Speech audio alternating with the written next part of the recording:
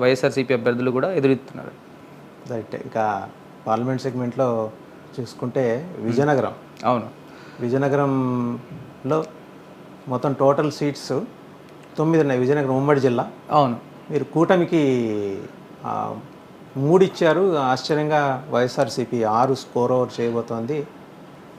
Interesting రిజల్టే. అంటే సాధారణంగా ఉత్తరాంధ్రని తెలుగుదేశానికి పెట్టని కోట అంటారు.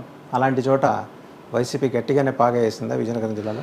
అంటే శ్రీకాకుళం, విజయనగరం, విశాఖపట్నం ఈ మూడిట్లో మనకు 34 స్థానాల్లో, ఈ 34లో విజయనగరం జిల్లాలో ఉన్న 9 స్థానాల్లో మాత్రం అంటే చీపురుపల్లి బొత్స సత్యనారాయణ ఇంపాక్ట్ అనేది గజపతి నగరం మీద అటు సైడు నెల్లిమర్ల మీద అటు సైడ్ పడుతుంది. కాబట్టి ఇక్కడ ఏంటంటే 9 స్థానాల్లో టీడీపీ ఓట్ బ్యాంక్ 3 స్థానాల్లో మోర్ దాన్ 4% ఉంది. మిగిలిన ఇంకొక 2 స్థానాల్లో 1%, 2% లీడ్ ఉంది. కాబట్టి అది మనం ఏం చేస్తున్నాడు, 1-2% ఉంటే అది విన్నింగ్ ఛాన్సెస్ చాలా తక్కువ, వెరీ మీగర్, చాలా తక్కువ. దానివల్ల ఏమవుతుందంటే 3 స్థానాల్లో విజయనగరంలో మాత్రం టీడీపీ గెలుస్తుంది.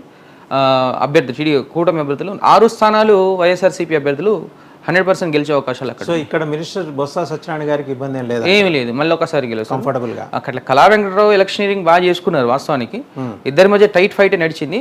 బట్ బొత్స సత్యనారాయణ ఒక వ్యక్తిగత ఇమేజ్ కొంచెం ఈసారి తనకు పనిచేసే అవకాశాలు